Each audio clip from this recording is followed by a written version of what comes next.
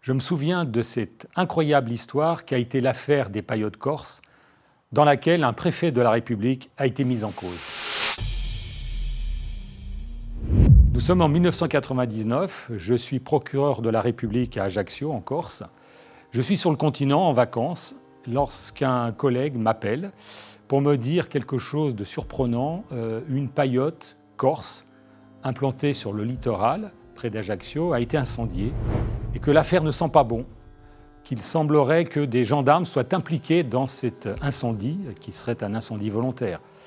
Sachant que tout va très vite en Corse, tout se sait très vite, je m'empresse de regagner l'île. Et très vite, avec mes collègues du parquet, nous voyons qu'il s'agit d'une drôle d'histoire. Apparemment, un groupe de gendarmes ont mis le feu à cette paillote, puisque on sait que l'un d'entre eux, le chef du groupe, a été grièvement blessé, brûlé au visage lors de l'opération qui s'est produite pendant la nuit et qu'on a retrouvé sur la plage, près de la paillote, des objets appartenant à cette unité de gendarmerie. Là, évidemment, tout de suite, nous posons beaucoup de questions. L'enquête démarre et très rapidement, nous apprenons des choses effarantes, que non seulement un commando de gendarmes était impliqué dans la destruction de cette paillote par incendie, mais qu'en plus, le chef de la gendarmerie en Corse, le directeur de cabinet du préfet, était impliqué dans cette opération clandestine. Un comble pour nous.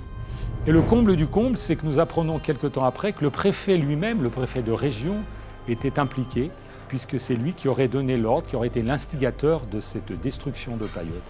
L'enquête se poursuit, je saisis un juge d'instruction qui travaille avec des collègues là-dessus. Une perquisition est opérée à la préfecture, nous allons tous ensemble à la préfecture, juste un peu avant l'heure légale, 21h, et là, c'est un moment difficile pour nous, c'est d'essayer de retrouver dans la préfecture des traces, des éléments qui impliquent cette même préfecture. Donc c'était un moment très très fort. Le dossier se poursuit, nous faisons de reconstitution sur les lieux et nous apprenons même qu'une seconde paillote, quelque temps auparavant, a été incendiée, cette fois directement par le directeur de cabinet et le colonel des gendarmes de Corse. Toujours à l'instigation du préfet de région, 2 paillotes incendiées. Vraiment, là aussi, grande surprise, on se demandait comment on pouvait commettre ce genre d'acte. L'instruction s'est déroulée pendant un certain temps. Le procès a eu lieu. Tous les protagonistes, qui étaient 8, ont été renvoyés devant le tribunal.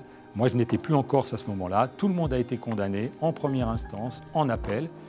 Ce qui était quand même satisfaisant pour nous tous, et ce qui, moi, m'est resté en mémoire, c'est le fait que nous ayons travaillé avec mes collègues du parquet et de l'instruction en équipe, que nous avons démontré que la justice pouvait juger, pouvait instruire un dossier difficile, tout ça au nom de l'état de droit, et je suis fier de ce que nous avons pu faire à ce moment-là.